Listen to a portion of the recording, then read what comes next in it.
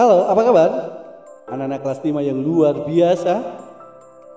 Masih bersama saya, Bapak Ujang Herman.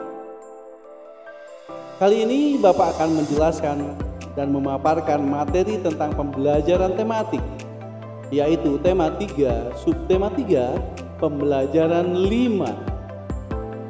Untuk itu, kalian persiapkan diri, siapkan buku tematiknya yaitu tema 3, alat tulisnya, dan buku catatan yang diperlukan.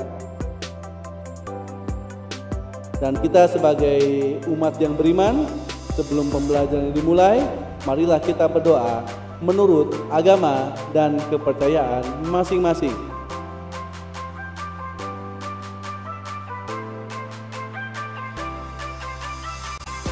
Baik anak-anakku yang terkasih, sebelum pembelajaran dimulai, akan Bapak bacakan dulu tujuan pembelajaran yang harus dicapai hari ini.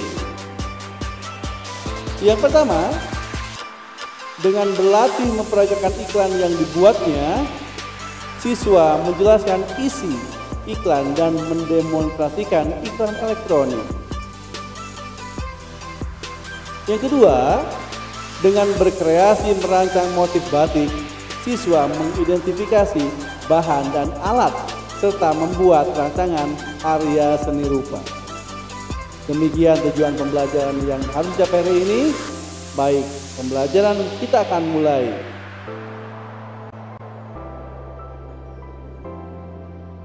Di situ akan kita mulai dengan contoh beberapa penyakit yang menyerang organ pencernaan manusia. Yang pertama, ada tifus.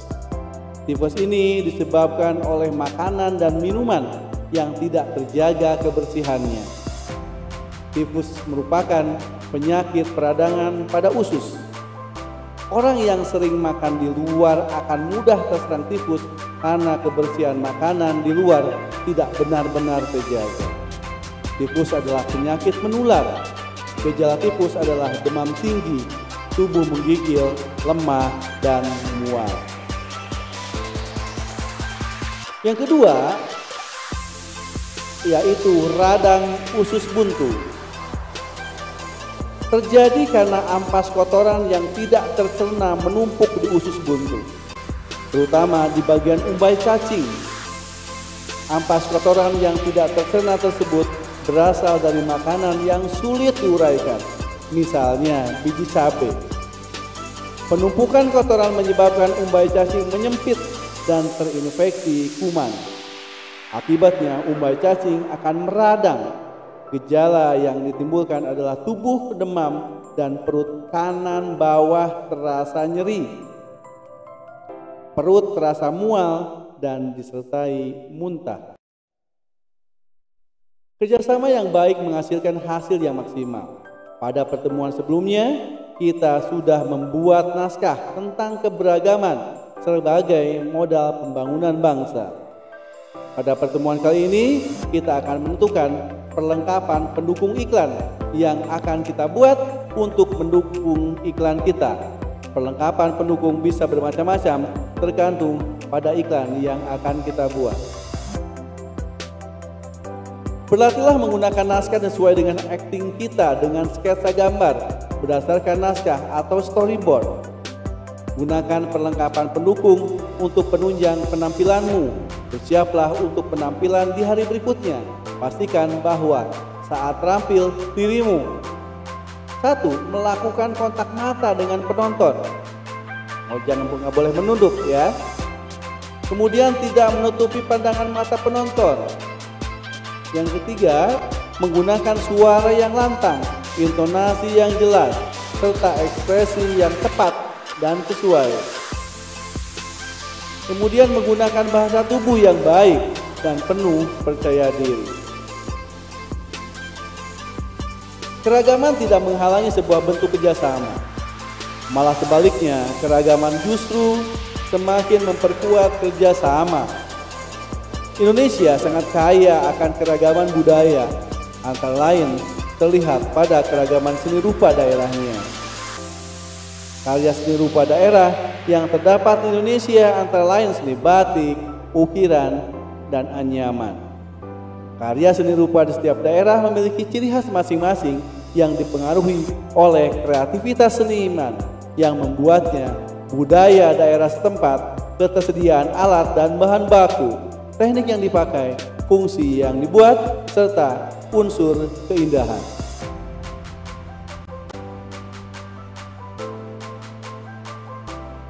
Karya seni rupa yang disebutkan di atas merupakan contoh karya seni kriya yang pengerjaannya ditekankan pada keterampilan tangan. Seni kriya batik telah lama dikenal di Nusantara. Cara dan teknik pembuatan batik ternyata memiliki kesamaan yang hampir semua wilayah di Indonesia. Yang membedakan adalah pada penggunaan warna serta motif batik tersebut. Berikut akan Bapak jelaskan alat dan bahan yang dipergunakan untuk membuat batik. Yang pertama, ada yang disebut kain mori. Kain mori merupakan bahan utama untuk membuat batik tulis.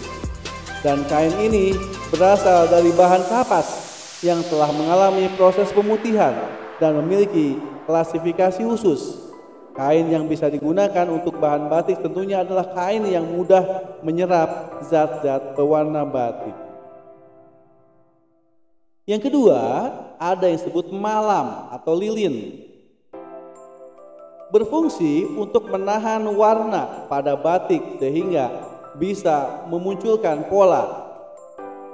Ada beberapa jenis malam yang bisa digunakan untuk membatik, diantaranya adalah malam klowong, malam tembok, dan malam bironi.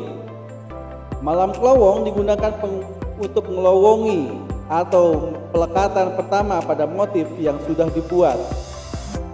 Malam tembok digunakan untuk menemboki gemblok atau mengisi bidang yang luas pada sebuah pola. Sedangkan malam bironi digunakan untuk menutupi warna biru.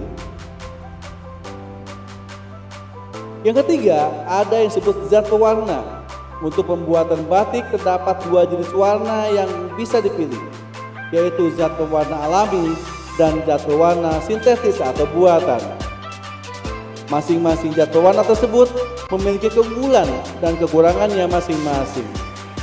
Untuk industri batik saat ini, sebagai pengrajin lebih banyak menggunakan zat pewarna sintetis karena lebih praktis. Bahan mudah didapat, murah, dan terdapat banyak pilihan warna. Yang keempat, alat yang berupa canting. Canting merupakan salah satu alat batik yang berfungsi untuk melukis motif batik menggunakan malam.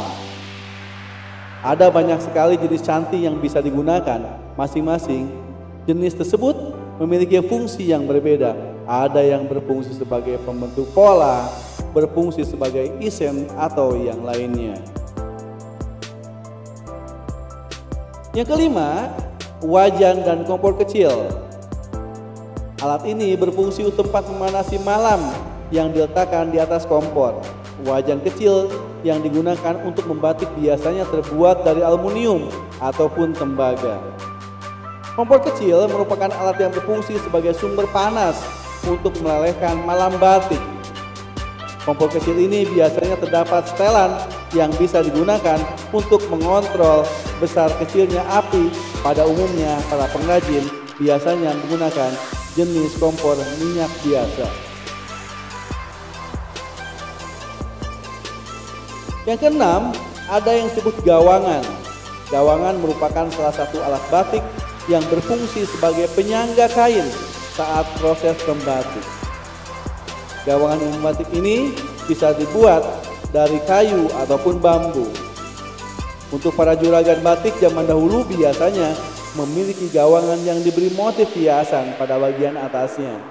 Biasanya berupa ukiran kayu yang membuat motif tertentu seperti naga atau motif lunglungan atau tumbuhan.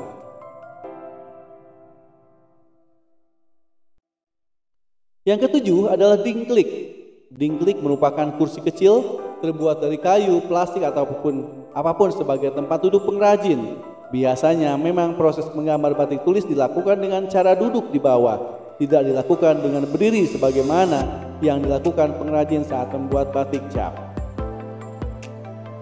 Yang ke-8, bandul. Alat ini adalah alat pemberat yang digunakan untuk menahan kain batik agar tidak mudah bergeser ketika sedang dilukis dengan malam. Bandul ini bisa terbuat dari kayu, besi, atau apapun yang bisa difungsikan sebagai pemberat. Yang 9 adalah taplak, merupakan selembar kain yang digunakan sebagai alat untuk alas saat membatik. Alas ini ditempatkan di antara paha dan kain batik agar tidak mengotori pembatik. Dan yang 10 adalah meja kayu. Meja kayu sering difungsikan untuk meluruskan atau meratakan permukaan kain sebelum dibatik. Selain itu juga bisa digunakan untuk menggambar pola batik di atas kain dengan menggunakan pensil.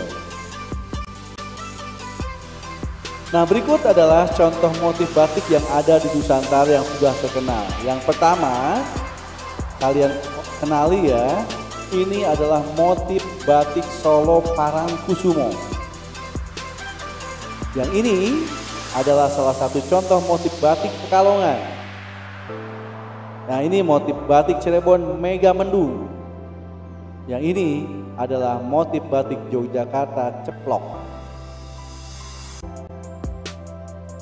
Nah, bagaimana cara pembuatan batik itu? Ada 3 teknik di sini. Yang pertama itu teknik tulis menggunakan canting sebagai alat membuat motif. Di gambar yang pertama sebelah kiri. Kemudian teknik cap menggunakan stempel yang di atasnya sudah terbentuk ragam hias batik. Ini yang gambar tengah.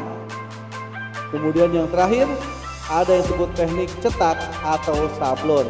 Itu bisa kalian lihat gambar yang terakhir. Nah, selain memiliki teknik pembuatan batik, motif batik juga menyimpan makna tersendiri. Misalnya motif batik Parang Rusak yang memiliki makna pertarungan antara manusia melawan kejahatan dengan cara pengendalian diri yang dapat membentuk manusia sebagai menjadi mulia dan bijaksana. Nah, jadi kalian dituntut terus berkreasi ya. Nanti kita akan tugaskan, nanti kalian dalam selembar kertas A4 atau kertas gambar, buatlah sebuah rancangan motif batik. Selain contoh-contoh motif Nusantara yang ada di depan itu, kamu pun dapat menggunakan contoh motif di bawah ini sebagai sumber inspirasi kalian. Atau mungkin kalian bisa cari di internet sebagai bentuk inspirasinya. Dan kamu juga bebas membuat kreasi motif batikmu sendiri. Pastikan satu lembar kertas gambar tersebut dipenuhi oleh motif batik. Kemudian warnailah dengan rapi. Sebelum pembelajaran diakhiri, coba kalian renungkan. Apa sih kesulitan yang kamu hadapi hari ini? Apakah kesulitan itu membuatmu tidak mampu menyelesaikan tugas yang diberikan gurumu? Dan yang ketiga, coba kamu renungkan apa yang kamu lakukan untuk mengatasi kesulitan itu. Baik, anak-anakku yang terkasih, pembelajaran sudah selesai hari ini. Semoga dapat bermanfaat buat kalian. Apabila ada kekurangan, mohon maaf yang sebesar-besarnya. Terima kasih dan selamat belajar.